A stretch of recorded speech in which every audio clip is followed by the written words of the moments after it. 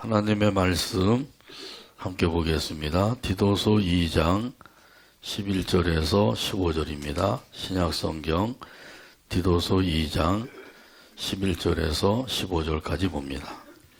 모든 사람에게 구원을 주시는 하나님의 은혜가 나타나 우리를 양육하시되 경건하지 않는 것과 이 세상 정욕을 다 버리고 신중함과 의로움과 경건함으로 이 세상에 살고 복스러운 소망과 우리의 크신 하나님 구주 예수 그리스도의 영광이 나타나심을 기다리게 하셨으니 그가 우리를 대신하여 자신을 주심은 모든 불법에서 우리를 속량하시고 우리를 깨끗하게 하사 선한 일을 열심히 하는 자기 백성이 되게 하려 하심이라. 너는 이것을 말하고 권면하며 모든 권위로 책망하여 누구에서든지 업신여김을 받지 말라. 아멘. 찬양대의 찬양으로 하나님께 영광을 돌리고 함께 화답하면서 은혜 나눕니다.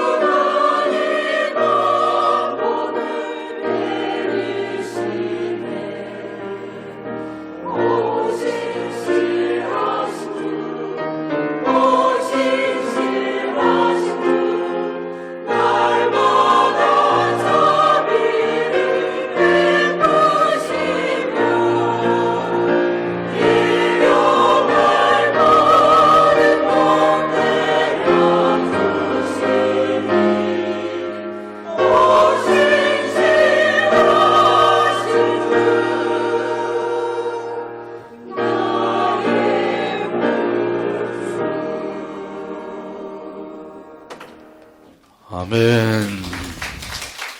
한량없는 은혜, 이런 제목으로 은혜를 나눕니다. 같이 한번 따라서 하시죠. 한량없는 은혜. 어떤 목회자가 주일 예배 시간에 말씀을 강론했는데 쓴 나무를 먹으라, 이런 제목으로 선포를 했습니다. 증오의 쓴 나무를 먹어라, 고집의 쓴 나무를 먹어라, 고통의 쓴 나무를 먹어라. 근데 먹는데 그냥 먹는 것이 아니라 은혜의 힘으로 먹어라. 그리고 새 사람이 되자고 강조했습니다. 예배를 마친 후에 한 사람이 면담을 요청을 했습니다. 그래서 목양실로 들어오라고 했더니 들어오자마자 품속에서 칼을 꺼내는 것이었어요. 그 칼을 탁자 위에 올려놓고 눈물을 주르르 흘렸습니다. 그러면서 이렇게 말을 했습니다. 오늘 처음으로 교회 나왔습니다. 그런데 채무 관계로 그 증오가 깊어져서 그 상대방을 해치려고 칼을 준비했는데 오늘 설교를 듣고 그 쓴 나무를 먹기로 했습니다. 그래서 은혜의 힘으로 쓴 나무를 먹고 나니까 마음이 이렇게 평안할 수가 없습니다. 이 사람이야말로 제대로 은혜를 받은 사람이죠. 그렇습니다. 아무리 쓰고 또 쓴 나물이라고 할지라도 은혜의 힘으로 받아 먹으면 양약이 되는 줄로 믿습니다. 아멘. 하나님께서 저와 여러분에게 크고 놀라운 은혜를 베풀어 주셨어요. 이처럼 크고 놀라운 그 은혜를 받았기 때문에 어떤 쓴 나물이라고 할지라도 그 쓴 나물을 먹게 되면 그러면 넉넉히 삶을 이기며 나갈 수가 있는 것이죠. 우리 하나님께로부터 받은 그 은혜에 비하면 이 쓴 나물이라고 하는 것은 아주 작은 것에 불과한 것이에요. 다시 한번 하나님께서 나에게 주신 은혜가 어떤 은혜가 있는가 깨닫는 시간 되기를 바랍니다. 아멘. 오늘 11절 말씀에 보면 이런 의미에서 말씀하셨어요. 모든 사람에게 구원을 주시는 하나님의 은혜가 나타나. 아멘. 우리가 저주와 멸망을 받을 수밖에 없는 삶이었어요. 우리가 지은 죄로 인하여서 저주받고 멸망을 받을 수밖에 없는 인생인데 이런 인생을 하나님께서 구원해 주셨어요. 이 구원을 해 주신 것이야말로 오직 하나님의 은혜로만 된 줄로 믿습니다. 아멘. 이 불교에서의 구원은 어떻게 받게 되나요? 공덕을 많이 쌓아야 되는 것이죠. 그래서 공양미 300석이라고 하는 말도 나오게 된 것이죠. 초파일이 되면 불교에서는 그 연등을 매달게 되죠. 중생을 인도한다는 의미에서 연등을 매달게 되는데 그 연등 하나가 5만 원도 가고 50만 원도 가고 500만 원도 간대요. 그래서 그 초파일에 연등을 팔아가지고 그 절에서는 1년 예산을 충당한다고 합니다. 그런데 그 연등을 매단다고 해서 중생을 인도할 수가 있나요? 안 되는 거죠. 다 돈벌이 수단이 되는 거죠. 신두교에서는 염소를 잡아가지고 칼로 목을 베어서 피를 신에게 바친다고 합니다. 그러면 구원받는 줄 아는 거예요. 천주교에서는 예수를 믿어야 구원받지만은 거기에 선행을 쌓아야 된다. 선행을 쌓아야지만 구원을 받을 수가 있다. 이렇게 이야기하죠. 신천지가 아주 유명한데 이 신천지에서도 행위 구원을 이야기하고 있어요. 예수님을 믿어야 되지만 그 성경도 열심히 배워야 되고 전도도 많이 해야 되고 헌금도 많이 해야만 영생을 얻을 수가 있다. 이렇게 가르치는 거예요.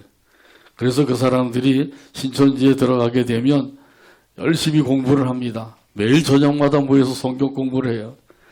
그리고 신천지 성도를 만들려고 전도를 열심히 하고 그리고 더 나가서 그저 헌금도 있는 대로 그냥 다 드리려고 애를 쓰고 그래야지 영생을 얻는 줄 알고 그렇게 하는 거예요. 이거 잘못된 것이죠. 자, 그러나 우리는 구원을 어떻게 받는다고요?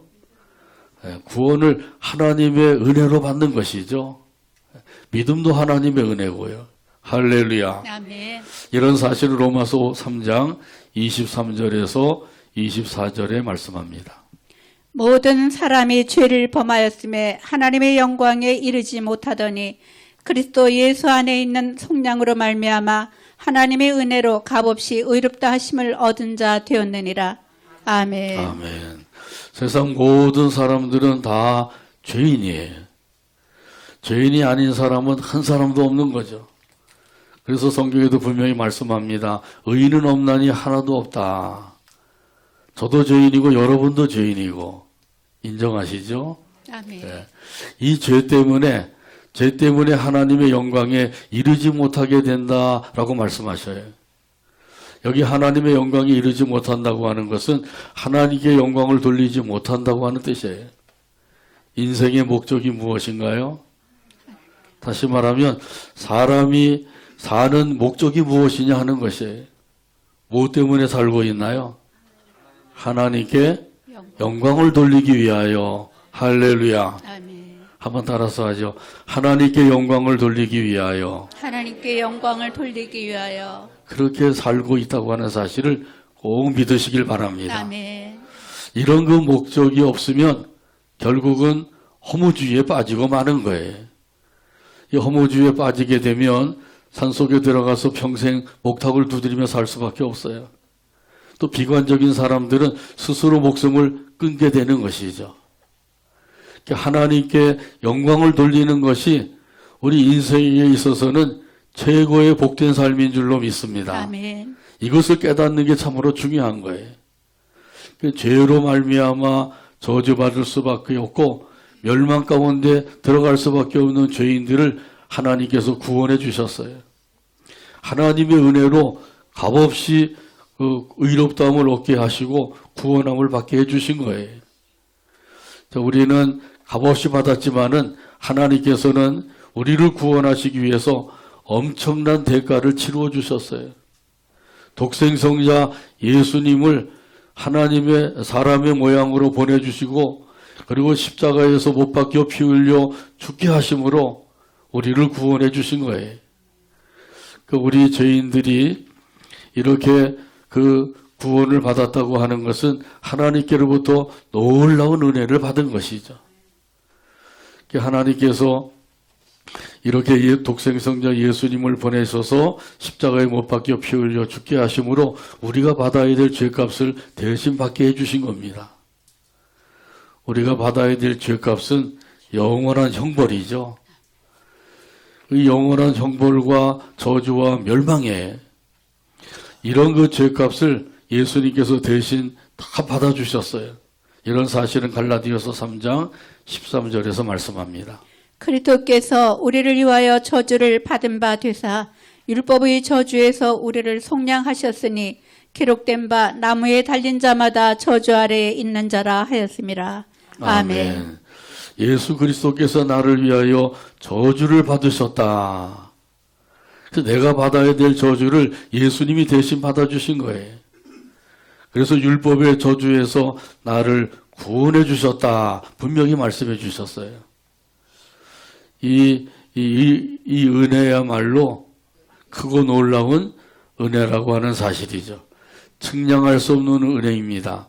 한량없는 은혜입니다. 아멘. 평생 갚아도 갚을 수 없는 은혜입니다. 아멘. 이런 은혜를 우리가 받아서 그 은혜 가운데 살고 있는 거예요. 이런 큰 은혜를 받았다고 하는 사실을 잊지 말아야 되죠. 그래서 성경에도 보면 우리에게 분명히 말씀하시죠. 은혜를 잊지 말지어다. 저는 한 주간 동안 사는 동안에 하나님의 은혜를 얼마나 생각하며 살았는지. 받은 은혜는 다 잊어버리고 그리고 그저 세상 것 생각하다가 하나님의 말씀대로 살지 못하고 믿음으로 살지 못하지 않았는지. 하나님의 은혜를 잊어버리면 안 돼요. 얼마나 크고 놀라운 은혜인데 이 은혜를 잊어버리냐 말이죠. 이 은혜를 잊어버리지 말고 항상 은혜 가운데 살아가는 저와 여러분 되기를 간절히 바랍니다. 아멘. 그래야만 그 가운데서 하나님께 영광을 돌릴 수가 있는 거예요. 하나님을 기쁘시게 해드리며 살 수가 있는 것이죠. 보답하는 마음으로 섬길 수가 있는 거예요. 이렇게 구원해 주신 그 하나님의 은혜를 다시 한번 깊이 깨달아서 그 은혜 가운데서 하나님께 영광 돌리며 살아가는 저와 여러분 되기를 주님의 이름으로 축복합니다. 아멘. 또 우리를 구원해 주신 것으로 끝나지 아니하고 양육의 은혜도 주셨어요. 이런 사실 오늘 본문 12절에서 말씀합니다. 우리를 양육하시되 경건하지 않은 것과 이 세상 정욕을 다 버리고 신중함과 의로움과 경건함으로 이 세상에 살고. 아멘. 우리가 구원받은 것은 하나님의 자녀로 태어났다고 하는 뜻이죠. 영적으로 갓난아기로 태어난 거예요. 태어난 것으로 끝나면 안 되죠. 그 다음에는 양육을 잘 받아야 됩니다. 아이를 낳았으면 그 다음에 아이를 양육을 하는 것과 같은 거예요. 젖을 먹이고 조금 더 성장하면 밥도 먹이고 그리고 옷도 사 입히고 학교도 보내고 학원도 보내고 이러면서 아이를 양육하는 것이죠. 이런 것처럼 하나님 아버지께서도 자녀가 된 우리들을 양육해 주셔요. 여기 양육하신다고 하는 말은 훈련시킨다 그런 뜻이에요. 두 가지로 훈련을 시키신다고 말씀하시죠. 하나는 버릴 것을 버리게 하시는 것으로 훈련을 시키시는 거예요. 또 하나는 올바른 삶을 살도록 하는 것으로 훈련을 시키십니다. 먼저는 버릴 것을 버려야 되는 거죠. 여기 말씀해 보면 두 가지를 버리라 그러죠. 한번 따라서 합니다. 경건하지 않은 것, 경건하지 않은 것, 이 세상의 정욕, 이 세상의 정욕. 이 두 가지를 버리라고 말씀하셨어요. 여기 경건하지 않은 것, 이것은 무엇일까요? 먼저 이 경건이라고 하는 말은 사전적인 의미로 보면 이렇게 설명을 해놨어요. 공경하는 마음으로 삼가며 조심하는 것. 공경하는 마음이 바탕이 되어야 되는 거죠. 그래서 이 경건이라고 하는 이 말의 의미를 살펴볼 때 경건한 마음으로 옷깃을 여미다 뭐 이런 말을 쓰기도 하죠. 자, 그런데 이 경건하지 않은 것이 있다는 사실이죠. 이 경건하지 아니한 것은 어떻게 하라고요? 이건 버리라고 말씀하셔요. 이 경건하지 않는 것은 공경하는 마음이 없다는 뜻이에요. 하나님을 공경하는 마음, 또 윗사람들을 공경하는 마음, 이런 마음이 없으니까 경건하지 않은 삶을 살게 되는 거죠. 이런 사람들은 말과 행동이 제멋대로 되는 거예요. 말도 함부로 하게 되죠. 그리고 행동도 함부로 하게 돼요. 그러니까 자기가 감당할 수 없는 말과 행동을 쏟아놓게 돼요. 이런 것이 바로 경건하지 아니한 삶이라고 하는 것을 우리에게 말씀하시죠. 우리 말에는 크게 두 가지가 있다고 볼 수가 있어요. 독설과 신설입니다. 독설이라고 하는 것은 악독한 말이죠. 신설이라고 해서 믿음 심자를 써서 믿음의 말. 여러분의 입에서는 어떤 말이 나오나요? 독설이 나오나요? 신설이 나오나요? 신설이요. 할렐루야. 항상 믿음의 말을 하며 살게 되기를 바랍니다. 아멘.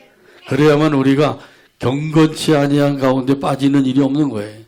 이걸 버리라고 했는데 그걸 계속 주워가지고 주머니에 넣고 다니고 가슴에 품고 다니고 이러다 보게 되면 경건치 아니한 언행을 할 수밖에 없게 되는 거죠.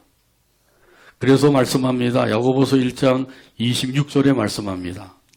누구든지 스스로 경건하다 생각하며 자기 혀를 재갈 물리지 아니하고 자기 마음을 속이면 이 사람의 경건은 헛것이라. 아멘. 나는 경건하다 그러면서 자기 혀를 재갈 물리지 아니하게 되면 이런 사람들의 경건은 헛된 경건이 된다고 말씀하고 있는 거죠. 경건하다고 아무리 외쳐도 그 입에다가 재갈을 물리지 아니하면 경건이 없어지게 되고 경건하지 않은 삶이 된다고 하는 사실이에요. 말의 입에다가 재갈을 물리죠. 그래서 사람들을 물지 못하게 만드는 거예요. 그런 것처럼 자기 입에다가 재갈을 물려라 라고 말씀하시는 거죠. 작은 불씨가 큰 집을 잿더미로 만들어요. 며칠 전에 홍콩의 그 32층 아파트에서 불이 나가지고 7동이 잿더미가 되었죠. 수많은 사람들이 그 불에 의해서 죽임을 당하고 다치고 이렇게 되었다 그러잖아요. 작은 불씨가 큰 집을 잿더미로 만드는 거예요.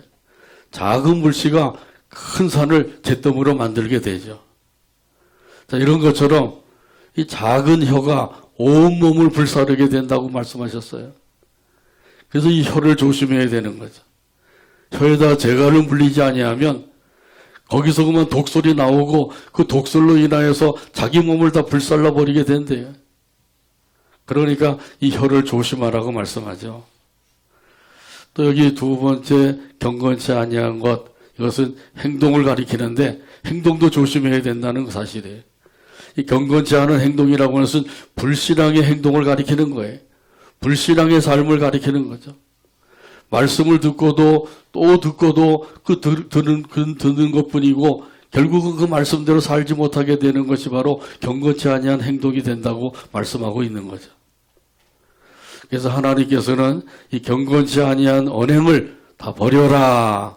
그래야만 우리가 하나님의 자녀로서 성장을 할 수가 있다고 말씀하고 계신 거예요. 자녀로 태어났으면 그 다음에는 하나님의 양육을 받아야 돼요. 훈련을 받아야 되는 거죠. 이 훈련을 받는 데 있어서 먼저 버릴 것을 버려라. 이걸 버리지 아니하면 그 위에다가 아무리 좋은 것을 쌓고 또 쌓아도 그 기초가 약해져서 결국은 무너지고 마는 거예요. 무슨 백화점처럼요? 삼풍 백화점처럼 무너지게 된단 말이죠. 백화점이 무너지겠느냐? 그런데 결국 백화점이 무너지잖아요. 기초가 약하기 때문에 그랬다 그러죠. 우리도 마찬가지예요. 우리 신앙의 기초가 약하게 되면 언제 와장창 무너질 수가 있는지 모른단 말이죠. 경건치 않은 언행, 그것이 있다고 하면 다 내어버리게 되기를 바랍니다. 아멘. 또 하나님께서 우리에게 훈련을 시켜서 이것을 내어버리도록 하시는 거예요. 때로는 실수도 하고 잘못도 하는데 그 모든 실수와 잘못을 말씀을 통해서 깨닫게 하심으로 버리게 하시는 거죠. 또 여기 보면은 이 세상의 정욕을 버려라 라고 말씀하셨어요. 그 세 가지 정욕이 있다고 말씀하죠. 요한일서 2장 16절에서 말씀합니다. 이는 세상에 있는 모든 것이 육신의 정욕과 안목의 정욕과 이생의 자랑이니 다 아버지께로부터 온 것이 아니요 세상으로부터 온 것이라. 아멘. 그 세 가지 정욕이 있어요. 같이 한번 따라서 하죠. 육신의 정욕, 안목의 정욕, 이생의 자랑. 그 세 가지가 바로 세 가지 정욕에 속한 거예요. 육신의 정욕이라고 하는 것은 육신의 욕망을 가리키는 거죠. 기본적인 욕구를 가리키는 것이 아니라 지나친 욕망을 가리키는 거예요. 식욕이 지나치면 어떻게 되죠? 맛있다고 먹고 또 먹고 또 먹다 보면은 탈나는 거죠. 그러니까 이 식욕이 지나치면 안 돼요. 식욕이 없으면 안 되지만은 지나치면 그것도 문제가 되는 거죠. 이게 바로 육신의 정욕에 속한 거예요. 성욕도 그렇고 소유욕도 마찬가지예요. 그리고 여기 안목의 정욕이라고 하는 것은 눈을 통해서 갖는 욕심을 가리키는 거죠. 우리 시각장애인들에게 해당 안 되는 거죠. 안목의 정욕. 다윗이 바로 이 안목의 정욕에 사로잡혔어요. 그래서 우리아의 아내 밧세바를 취하게 된 거죠. 그리고 그 죄를 숨기려고 우리아를 전쟁터로 몰아넣어서 죽게 했어요. 음행죄와 살인죄를 더불어 짓게 된 것이죠. 근데 하나님께서 그 일을 모르실까요? 다 알고 계시죠. 하나님께서 아시고 나단 선지자를 다윗에게 보냈어요. 그래서 나단 선지자가 다윗에게 가서 하나님의 말씀을 전하게 된 거죠. 하나님의 말씀을 전할 때 다윗이 그 말씀을 듣고 깨달았어요. 깨닫고 회개하죠. 사무엘하 12장 13절에서 14절에 말씀합니다. 다윗이 나단에게 이르되 내가 여호와께 죄를 범하였노라 하매 나단이 다윗에게 말하되 여호와께서도 당신의 죄를 사하셨나니 당신이 죽지 아니하려니와 이 일로 말미암아 여호와의 원수가 크게 비방할 거리를 얻게 하였으니 당신이 낳은 아이가 반드시 죽으리이다 하고. 아멘. 내가 여호와께 죄를 범하였노라. 이 다윗이 나단 선지자를 통해서 주신 그 말씀을 듣고 거기서 깨달은 거예요. 깨닫고 내가 여호와께 범죄하였노라. 이것이 참으로 훌륭한 점이죠. 다윗은 하나님의 말씀을 들을 때 즉시로 깨달은 거예요. 깨닫고 회개한 거죠. 그래서 다윗이 용서받고 살게 된 거예요. 또한 여기 이생의 자랑이 있죠. 이생의 자랑에서 세상 것을 자랑하는 것을 가리키는 거예요. 그 세상의 것은 언제 있다가 사라질는지 모르는 것들이죠. 아무리 크고 훌륭하고 좋은 것들이라고 할지라도 이 세상의 것은 언제 사라질는지 알지 못하는 거예요. 더더군다나 예수님이 오실 때 다 사라지고 마는 것이죠. 세상 것을 자랑한다고 하는 것은 헛된 자랑이 된다고 하는 사실을 가르쳐 주시는 거죠. 우리 믿는 사람들은 세상 것을 자랑할 것이 아니라 예수님을 자랑하며 살게 되기를 바랍니다. 아멘. 십자가를 자랑하며 살게 되기를 바랍니다. 아멘. 그래서 버릴 것을 다 내어버리고 그리고 세 가지를 취해야 된다고 말씀하셨어요. 버릴 것을 버린 다음에 그 다음에 거기에다가 세 가지를 취해야만 기초가 튼튼한 가운데서 하나님을 섬기는 하나님의 사람이 될 수가 있는 거죠. 그 세 가지를 취할 것이 뭐예요? 한번 따라서 합니다. 신중함, 의로움, 경건함. 이 세 가지예요. 신중함이라고 해서 자기 자신과의 관계에서 절제하는 것을 가리키는 거죠. 이 절제하지 못하는 사람들이 있죠. 이런 사람들이 무절제한 사람들. 무절제하게 되면 결국은 방탕에 빠지고 마는 거예요. 물질도 절제해서 하나님을 영광을 위해서 쓰기도 하고, 시간도 절제해서 하나님 앞에 기도도 하고, 또 열심히 섬기기도 하고, 이런 것을 절제하지 아니하면 할 수가 없는 거죠. 또 여기 의로움이라고 하는 것이 있는데, 이 의로움이라고 하는 것은 타인과의 관계에서 공정한 것을 가리켜요. 욕심을 가지고 있으면 공정한 삶을 살 수가 없는 거죠. 다 자기 것으로 삼으려고 그러죠. 내 것도 내 것, 네 것도 내 것. 전부 다 자기 것으로 삼으려고 그래요. 이 욕심을 가지면 그렇게 되는 거죠. 이 타인과의 관계에서 의로운 삶을 살지 못하게 되는 거예요. 또 경건함이라고 하는 것이 이것은 하나님과의 관계에서 있어서 하나님을 경외하고 순종하는 것을 가리키는 거예요. 그러니까 신중함이라는 것은 자기 자신과의 관계죠. 의로움은 타인과의 관계고, 또 이 경건함이라는 것은 하나님과의 관계에서 있어서 중요한 거예요. 그래서 하나님을 경외하고 순종하며 살게 되기를 바랍니다. 아멘. 하나님께서 이런 모든 것을 갖추게 하시기 위해서 우리를 훈련시키고 계신 거예요. 이 훈련을 잘 받아야 돼요. 훈련을 잘 받지 아니하면 믿음 생활을 아무리 오래 한다 할지라도 믿음의 사람으로 만들어질 수가 없어요. 그래서 옛 습관들이 그대로 나와서 그 옛 습관을 가지고 하나님의 영광을 가리게 되고 죄를 쌓게 되고 그 죄값으로 인하여서 결국은 하나님의 징계를 받을 수밖에 없게 되는 거죠. 이것을 우리에게 깨닫게 하시기 위해서 오늘 이 말씀을 우리에게 주신 줄로 믿습니다. 그래서 버릴 것을 다 버리고 신중함과 의로움과 경건함을 가지고 살아서 우리 하나님께 영광을 돌리게 되기를 주님의 이름으로 축복합니다. 아멘. 찬송가 445장 1절에 보면 이런 가사가 있어요. 태산을 넘어 헝곡에 가도 빛 가운데로 걸어가면 주께서 항상 지키시기로 약속한 말씀 변치 않네. 하늘의 영광 나의 마음속에 차고도 넘쳐 할렐루야를 심차게 불러 영원히 주를 찬양하리. 445장 1절 가사를 생각하면서 함께 찬양합니다.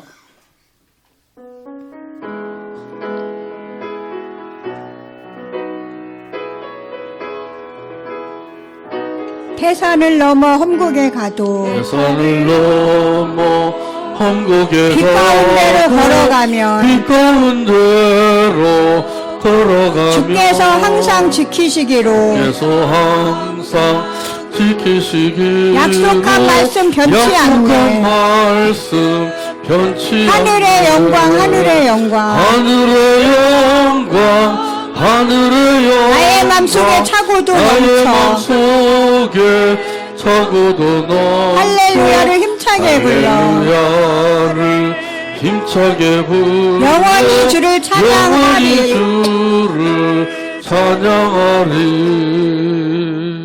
아멘. 하늘의 영광이 여러분 마음속에 차고 넘치시나요? 아멘. 이것이 되어야만 우리가 할렐루야를 힘차게 부르며 살 수가 있어요. 영원토록 찬양할 수가 있는 것이죠.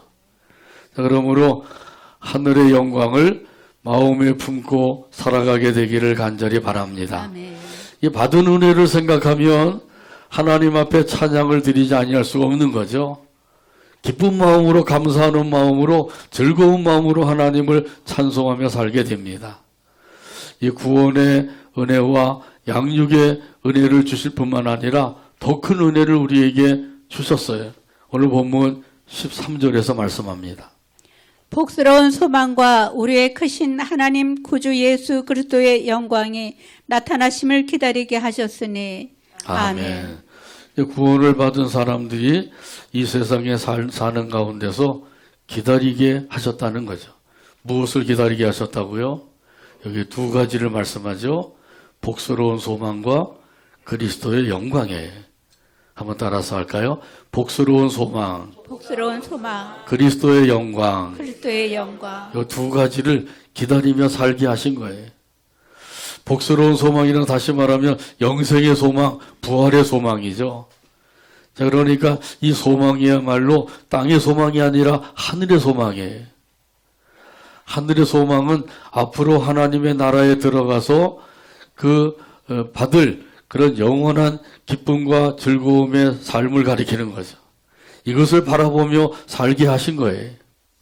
자, 그러므로 우리는 이 땅의 소망을 두고 사는 게 아니라 하늘나라의 소망을 두고 살아야 됩니다.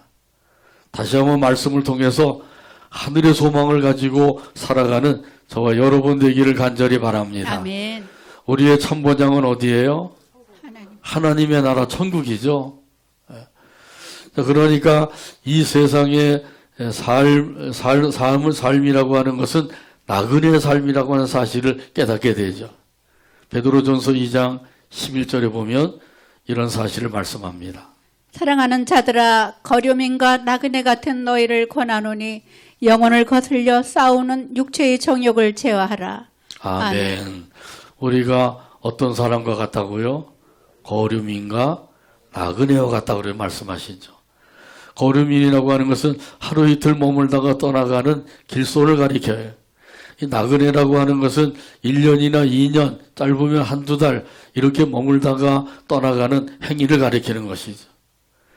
내가 이 세상에 사는데 1년이나 2년 살고는 세상을 떠나서 하나님의 나라에 갈 것이다. 조금 먼 것 같죠? 한두 달 살고는 하나님의 나라에 갈 것이다.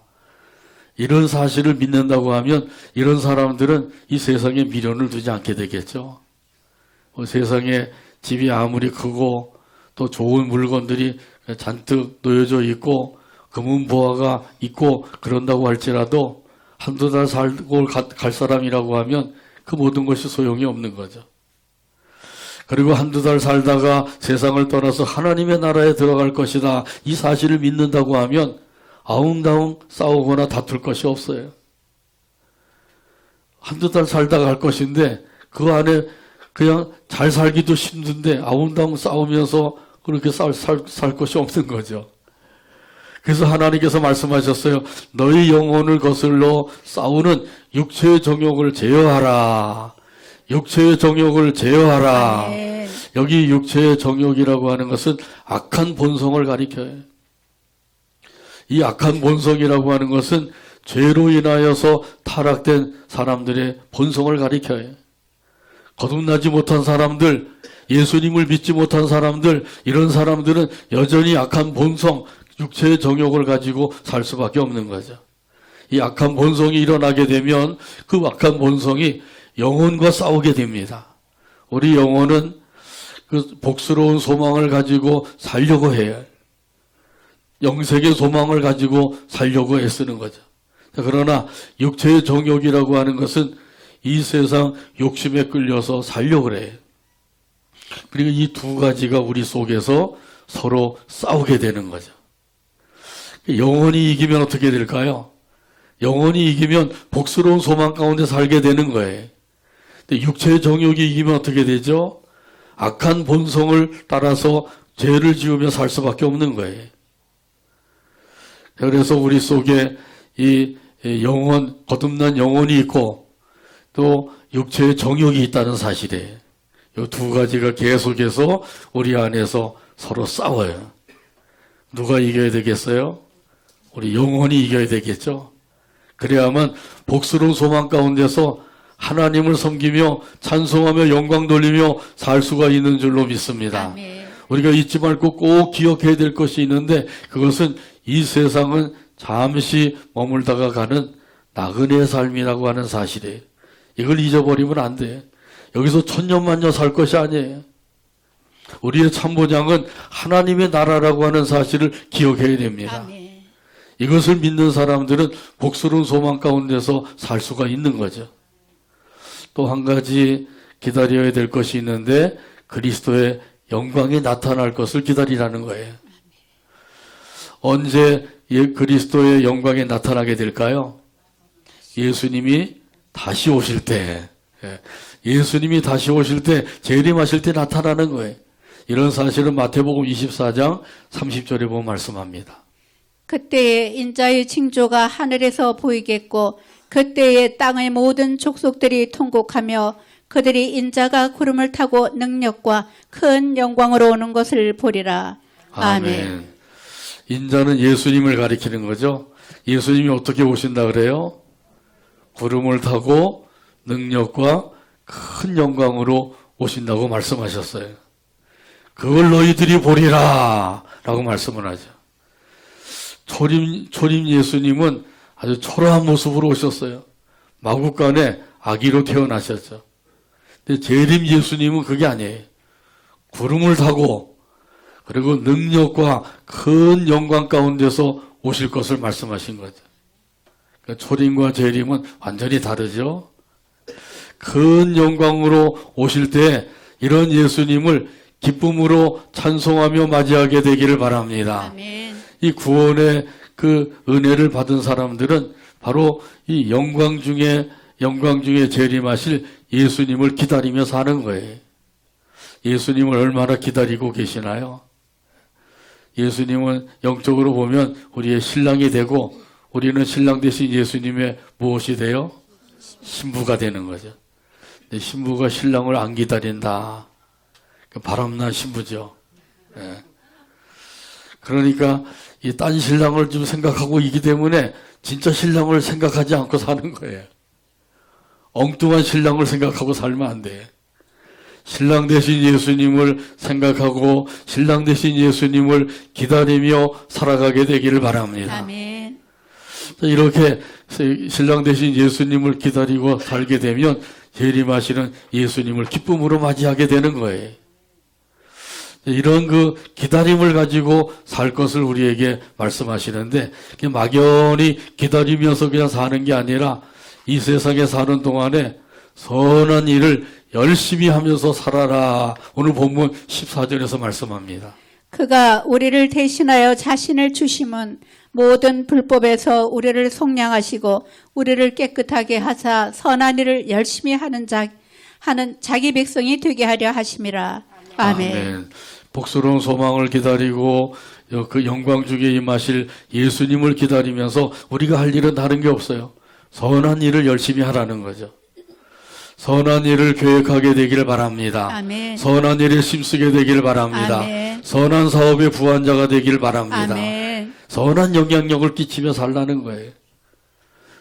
짧은 인생 가운데서 악한 영향력을 끼치지 말고 선한 영향력을 끼치면서 살아라. 이걸 우리에게 가르쳐주고 계세요. 하나님께서 저와 여러분을 사랑하셔서 말씀을 통해서 가르쳐 주신 줄로 믿습니다. 아멘. 이 하나님의 가르침대로 살면 돼요. 근데 하나님이 아무리 가르쳐 주셔도 그 가르침대로 살지 아니하면 말씀과는 아무 상관이 없이 사는 거예요. 여전히 악한 본성을 가지고 죄를 싸우며 살 수밖에 없어요. 그러면 그 삶이 어떻게 되겠냐 말이죠. 그러니까 하나님께서 우리를 사랑하셔서 죄 가운데 거하지 말고 하나님의 말씀 가운데 거하여 살아라. 이런 의미에서 말씀을 주신 거죠. 이런 의미에서 오늘 본문 15절 말씀 다 찾아서 같이 한 목소리 읽고 오늘 말씀을 맺습니다. 너는 이것을 말하고 권면하며 모든 권위로 책망하여 누구에게서든지 업신여김을 받지 말라. 아멘. 기도합니다. 하나님 아버지 감사합니다. 오늘도 사랑으로 인도하셔서 영광을 돌리게 하여 주시고 말씀을 받게 하여 주시니 감사합니다. 주신 말씀대로 우리가 하나님의 은혜를 받았사오니 그 한량없는 은혜 가운데서 우리 하나님이 시켜주시는 그 훈련을 잘 받아서 하나님께 영광만을 돌리며 살아가는 우리 모두가 되게 하여 주시옵소서. 예수님의 이름으로 기도하옵나이다. 아멘.